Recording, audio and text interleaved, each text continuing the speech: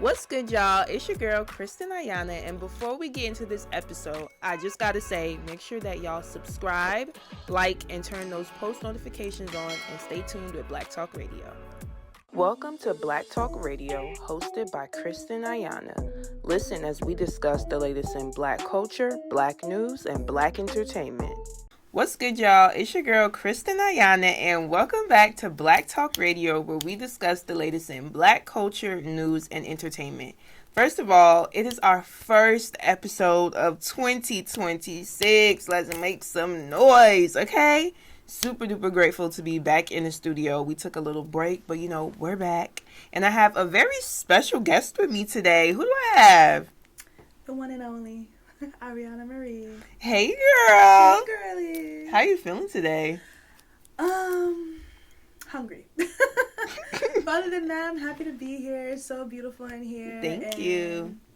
Gotta rep our Black queen, so I'm here for the Black Talk Radio. Okay, love that. Mm-hmm. So for those who may or may not know, can you just tell us, of course, where you from and what made you get into music? Yeah, so I am from a town called New Rochelle, New York.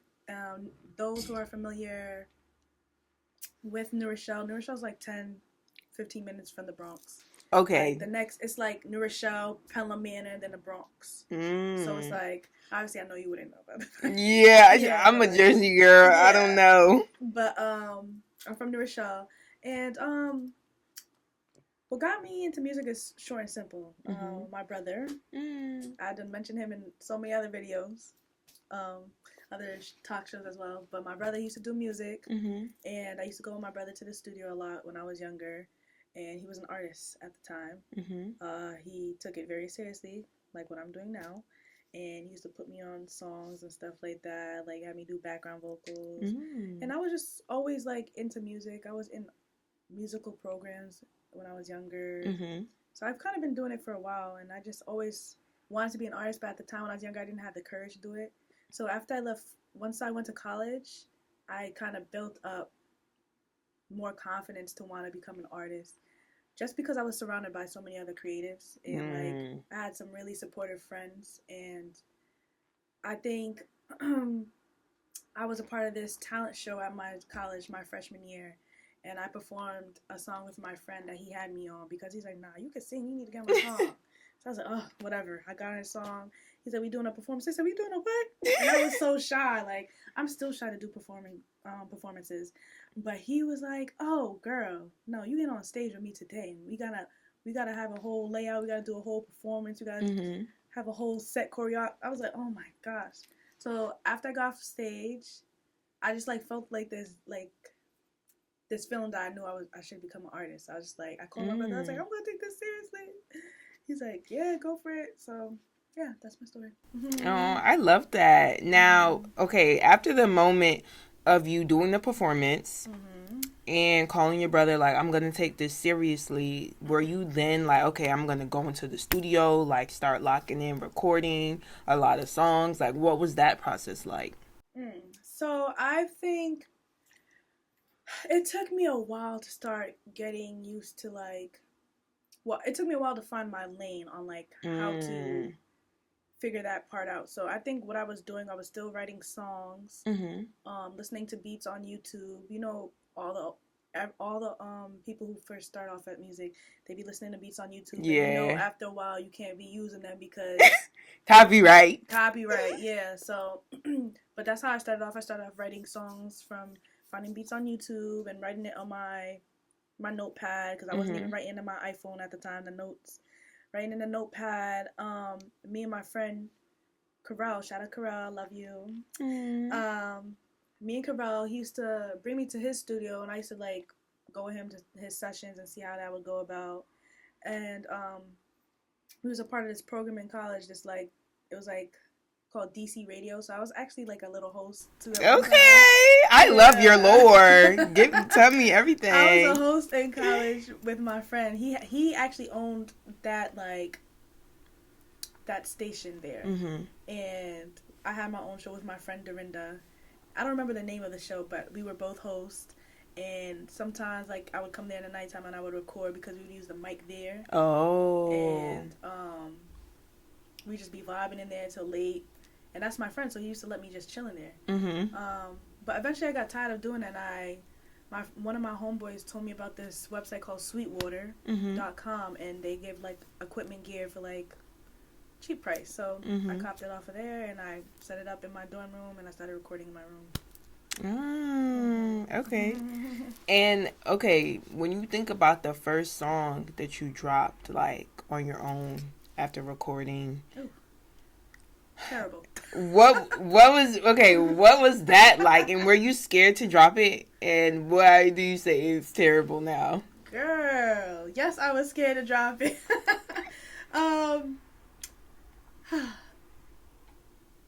Wait, what did you say? Was it terrible? Like, why do you say it was terrible, and what was going through your mind when you dropped your first song? Because you already told us how you were shy and stuff. Yeah. So it's like one thing to get in the studio and record, but to put it out there, that's a whole nother ball game within itself. Yeah, I think it just took a lot out of me. Like, how I felt when I put the song out, I was feeling a lot of nerves. But I remember my brother always telling me that I needed to add, like, more color to my voice. And I didn't know what that meant at the time. I was like, color? What do you mean? He's like, you gotta have more harmonies, more background vocals. You need to add more riffs. Like, it's too monotone and stuff like that.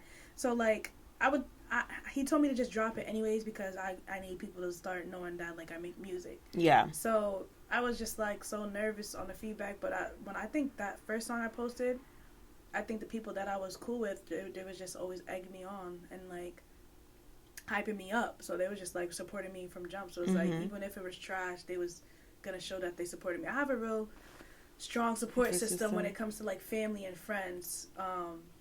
They come to all my events. They come to all my showcases. Like, they don't miss. So I know they're going to be watching this interview. Thank you. Yes, they will.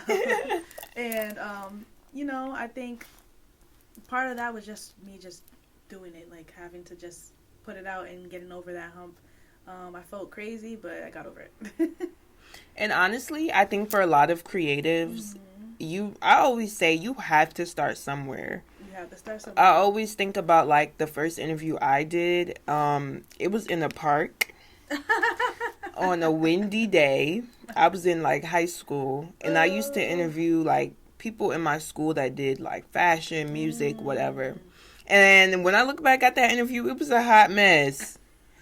But I feel like as a creative, you, one, need to start somewhere, but two, you don't get better unless you do. I feel like being a creative is so much of, like, being active and, like, actually putting whatever it is to use. So the fact that you were able to drop that song and, you know, move forward from it is really the reason why you're here today and why we're able to have this conversation, because you started and you took that step. Absolutely, yeah. Like, I feel like that.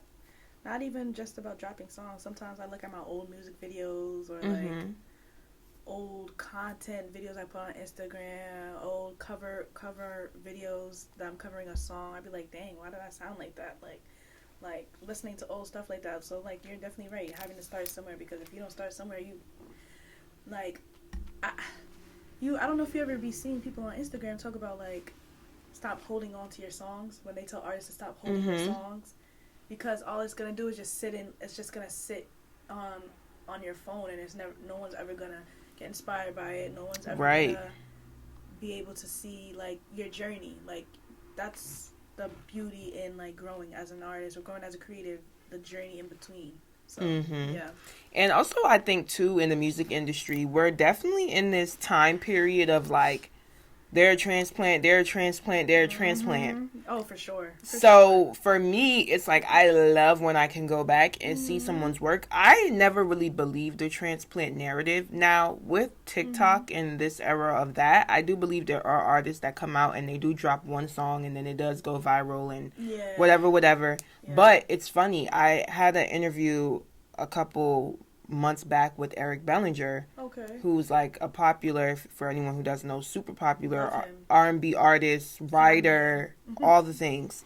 And we talked about too how so many artists I feel like when you get that instant fame or when you blow up too quickly, you skip steps, it affects your career because like if you don't know how to perform in front of 5 people and then you jump and now you're performing in front of 15,000 people, you're not prepared. Yeah. And that is another thing with like being a creative and doing things step by step. Like if you never posted the covers on your Instagram from before, you probably wouldn't even know how to cater to your audience now. Like all those things are like vital steps in being a creative. So I love that you shared that for sure. Thanks. Yeah, it's definitely true. Like you have to start from the bottom. No, what did they started from the bottom? Now we're here. That's literally what it is for real. Like no other way. What was it like growing up in New Rochelle, and like how do you feel like that maybe has impacted your music? Because I've never been there. What was it like?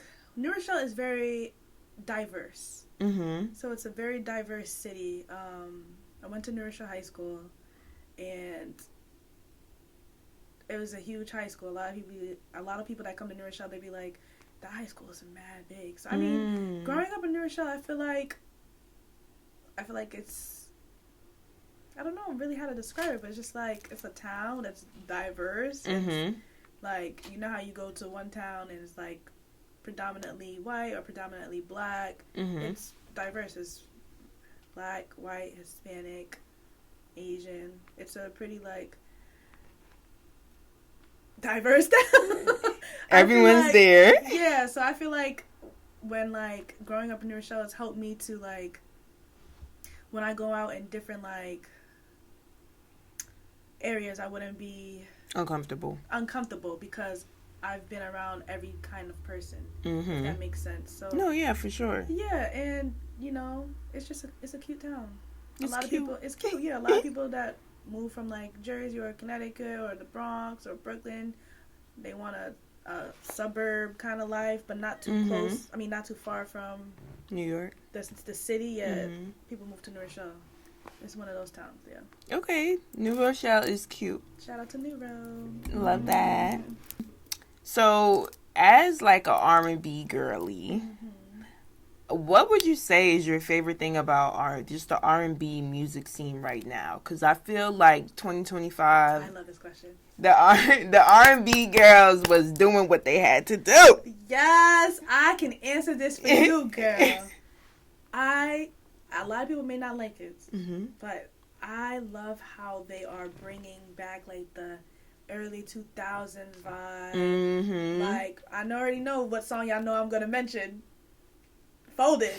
Come pick up your cause I had them folded. Nah, Kehlani did her thing. No, she ate down. And then she dropped that Out the Window song. Like I just feel like this era of R&B is very cute. And it's very, I keep saying cute. I'm about to start saying that. That's not a word I use a lot, but like cute. It's very like, it's giving like back to early 2000s. Even like Mariah the Scientist when she dropped Burning Blue. It's very, the girls are like getting back into not being embarrassed to show that they were in love. Yeah. Like showing how they really feel and like not scared to be vulnerable and say that they messed up in a song or they shouldn't have done that. They're being apologetic through their songs instead of looking too cool in their songs. Right, right. And also too, Summer Walker. Even Summer Walker she dropped her project in November or whatever. The Finally Over It project. The way she's going about it is she's being very vulnerable. It might not be in a way where she's like saying like she wants the man back, but she's saying it in a way where like I'm done going through this, so I might as well just marry an old white man. You know what I'm saying? Like, yeah. But it's still like her sound still gives like early 2000s and like all the vintage vibes, and I just love it. I love how R&B is getting back to how it was, because a lot of people were saying that R&B is dying, and I don't think I never believed that. Evolving, yeah. And it's mixing the modern vibe in it, and I love it. I'm here for it. So I agree, and I never thought R&B was dying, but maybe because I've always loved R&B, And like I'm a big underground R&B listener as well. Me So as well. there's like people I listen to that have like 10K followers on Instagram or whatever. I don't care. Like there's so many artists out there, and I feel like you just have to be open to finding them and listening. And I think R&B is definitely having a great run for sure. And I love what the girls have been doing. So, do you know an artist named Noble Woods? I think I've heard. It's a he though. He. Yeah. Yeah. Do you know Kamari? Yeah, he popped up on my Spotify before, and then I think I followed him on Instagram. He's great. Yeah, a lot of R&B artists I listen to, like, that are, like, I won't say, like, they're underground, but they're definitely not mainstream. Zay France, Kamari, I've heard Sarah and Joy, Nobu. Yeah, they're, like, those are good artists. They're, like, maybe, like, within the New York, LA area. Okay, got it. Yeah, no, I love that. Everybody's so dope. Now, of course, I could not, talk about R&B and not have we talk about your music. Right? So, I want to talk about your last single that you dropped, One More Shot. I was playing that in the studio today. Love, love, love it. What was the inspiration behind that? So the inspiration about that, I'm laughing because I'm just remembering my studio session. One More Shot was all right. Me and my homegirls last year, not literally 2024, November, we actually went out to this spot in Brooklyn called Cafe Erzuli. Yeah, I've been there like once. You've been there, right? That's like a it spot in Brooklyn. But we went out. We had drinks. But we swore something was in those drinks. like the way we was lit. Like that's the littest I've ever been since I blacked out my freshman year in college. Oh my goodness. Not too much but that's the littest I've ever been. Like she called me, like, I don't even know how I drove home. Like, I shouldn't even be, driving, but I don't even know how I got home, because I'm like, hold on. I was like, nah, I'm getting home. I got home, thank God. But the inspiration of the song was about that specific night. And I'm talking about I mentioned my friend, my homegirl Abby in the song, because, like, she kept saying, yeah, another shot. Let's take one more hit, Ari. I'm like, oh, girl. She said, I just take one more. And then just another one. I'm like, oh. But I ain't turned down no shot. So, that's where it came from. So, yeah. Wow. I love it. Night. It's definitely a fun record.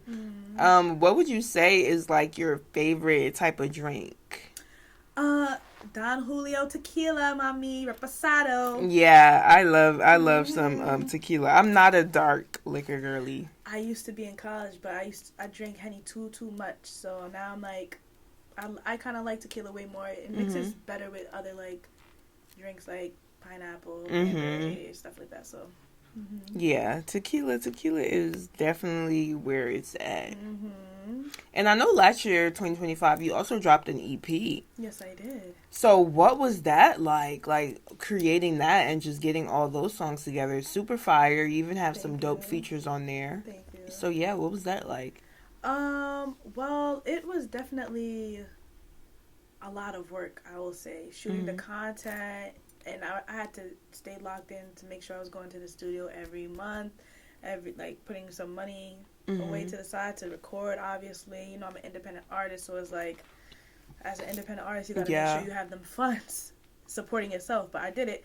It was fun. That project is, like, more so, I call it the space between, because I was in a specific phase of my life where I didn't know if I should keep fighting for a relationship I was in and out at that time, or if I should be outside. So, and I felt like the relationship at the time was coming to an end, but I was still trying to fight for it. And I just got tired of it, so I didn't know, I felt like I was in a middle ground, and I didn't know what to do, and I just felt like I was being tugged, like, to just try something new, or, like, to stay where I was comfortable at. And that's why I call that project The Space Between. It was a hard journey for me to shoot some stuff, because a lot of the songs stemmed from, like, the past relationship. Yeah. So I guess the journey was, like, it was fun, but it was also a lot of I had to put a lot of vulnerable. I had to be put in a lot of vulnerable places and stuff like that. So it was like, that's how that went. But it was a success. So yeah. And you're on the other side of it. Yes, and I am. And y'all know what I chose. Y'all know what I chose. What do you say to, like, women or just anyone that may be feeling they might be in the space of in between, now that you're on the other side of that? I would say if you really don't put yourself through something that you feel like is overwhelming or very stressful, because life is already stressful enough. Yeah. If you feel like the situation that you're in, whether it's a relationship, we don't do situationships, so it got to be a relationship. So if it's a relationship and the person loves you and you feel like it's worth fighting for, then do it. But otherwise, if it's a situation and it's not giving relationship, be outside. I'm not saying be outside to be a hoe, but right. Just enjoy life. Live, laugh, love. Yeah, because live, laugh, love, but respect yourself as well. Yeah, I definitely agree. I feel like life is short, and we too young and hot. Yeah. You gotta live life. Me too young and hot, period. Now, as an artist, I know you mentioned that you are independent, but you do have management or a team, and if so, how did that come about? Yeah, so I have a manager. His name is Fernando, and I am also have a distro deal with United Masters. So that came about. Fernando, with Fernando. Oh, I actually was leaving in 2021. I was in LA for BET Awards weekend, and I came back to a DM. Fernando saw one of my videos on YouTube, and I guess it was like going through ads or whatever, and he saw it, and it was just one of my old songs, Late Night Choices. You guys will probably never find out unless it's on YouTube, so I don't know yet, but one of my oldest songs. Remember, he's talking about growth, so yo. But he loves that song till this day, so till this day. Sorry. But yeah, he loves that song, and he hit me up off of that, and he wanted to have a phone call. We had a long phone call, and probably like a week or 2 weeks after, I ended up signing the agreement because he sounded very motivated, and I'm here today, and I've been with Fernando for 5 years. So that's really good. Yeah, and with United Masters, I mean,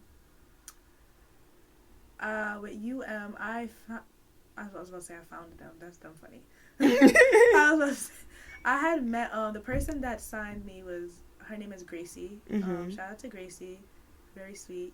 I met her at an event last summer, and we had a few meetings. I pulled up to the office.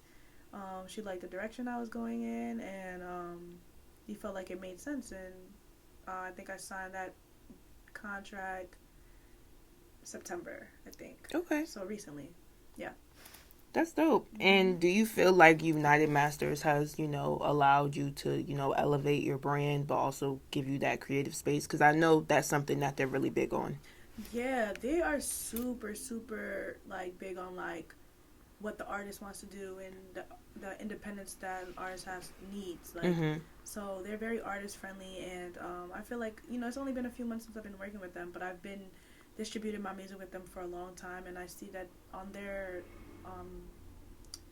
app, they give each artist advantages, if they give you opportunities sync and placement opportunities, or if you want to be a part of an event, or that's nice. They work with In Your Leisure a lot, so it's I've been to a lot of events before I was even with them, and I feel like out of all the distribution companies, I feel like does a great job at really pushing independence for artists. Yeah, so, yeah, for sure. Okay, shout out to United Masters. We love that. Now, we talked a little bit about R&B artists that you're listening to, things that you loved about R&B this from 2025. If you could collaborate with any artist, though, any genre, who would it be and why? Party Next Door. That would be good. Oh my gosh, I saw him in concert, and the videos I have, I almost cried. If you look at all my interviews, are all like, everybody always asks me who would I work with. It's Party Next Door every single time. Yeah, he's great. Yeah, that's somebody that, like, my sound has, like, he definitely inspired. He's part of the reason why my sound is the way it is today. He's a huge inspiration as to why, like, a lot of, like, if you look at my Instagram, like, my mood board is very, like, chill blue type of vibes, like, but that's, like, obviously my own spin because blue is my favorite color. But you know, I just think Party Next Door is he's just that guy, and I love the way how he makes music. He talks shit, like, but he says it in a good way, and, like, he's not a huge singer, but he knows how to, like, appease the ears, and, like, it just sounds good. Like, I like music like that sounds like that. I don't know what category of, like, what genre would that fall in. Like, it's not very R&B-ish, but it's I feel like he's R&B. R&B, but maybe like alternative R&B. Alternative, probably. Yeah. So, like, Party Next Door. Another artist would probably be Kehlani. Another artist would probably be, like, what's her name? I can't even think about artists right now. All I'm thinking about is myself. But Party Next Door is definitely my top pick for sure. We love that. And shout out to Party.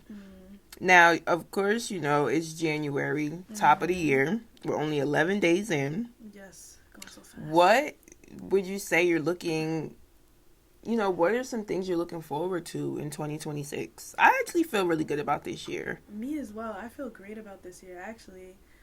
So I'm looking forward to my single dropping. On the 22nd, sorry. 22nd of this month. Ooh. Yes. And I'm also looking forward to, like, you know, just dropping mad music. I have a company called under the name of Unchained Artists, and I'm throwing a lot of events this year, so nice. I'm looking forward to that as well, and just building more community, collabing with more artists. That's what I'm looking forward to, especially I want to do more features and stuff like that, and just, you know, making more money. Okay, I'm not mad at that because we all need that money on. Okay, what can you tell us about this upcoming single though? You know, so nah. It's so the song is called Where You At. Love that. Yeah, it's like a very, like, sexy type of song. It's like when you're out and you run into, like, somebody that you're interested in, they're boys. You know what I mean? Like, the guy that you're talking to, they're friends. And you trying to see where he's at, like, and what he's on, because it's a lit night. You might wanna go back to the crib afterwards. So that's what the song is mainly about. Just, like, very flirtatious, very sexy. You know, trying to vibe with a man or a woman, whatever. And yeah, just want to be flirtatious and stuff. Very flirty song. Love that. I love how all your songs also have stories. Like, there's a plot. Oh, you think so? Yeah, I think that's so good. Yeah. And now my final question for you. If you could leave, you know, like, your supporters, people that follow you, with one thing to remember about you, what would it be and why? One thing to remember about me. Well, it could be anything. So, a lot of you may not believe this. Based on, like, this video, I used to be a introvert. Very, very introverted. But I realized I wasn't as introverted as I thought I was. But growing up, my family would tell everybody, oh my god, Arianna used to be an introvert. But now I guess I would be considered to the public eye an extrovert, but I consider myself an ambivert. So it's like an in-between. Okay. So I guess that's one thing you guys can know about me. And also that, like, please keep watching because I'm dropping a lot of stuff. I'm going to do a lot of things this year. A lot. I'm not lying. So follow me. We ready. Yes. And yes. Thanks, girl. I appreciate you for having me here. Of course. This was such a good combo. To this camera right here, can you let everyone know where they could find you, follow you, all that? Yeah. So you guys could follow me on Instagram and TikTok at Arianna Marie Official, Twitter Ari M Official, and yeah, Arianna Marie. Thanks, guys. Awesome. Thank you so much, and of course, we're wishing you nothing but the best. Thanks.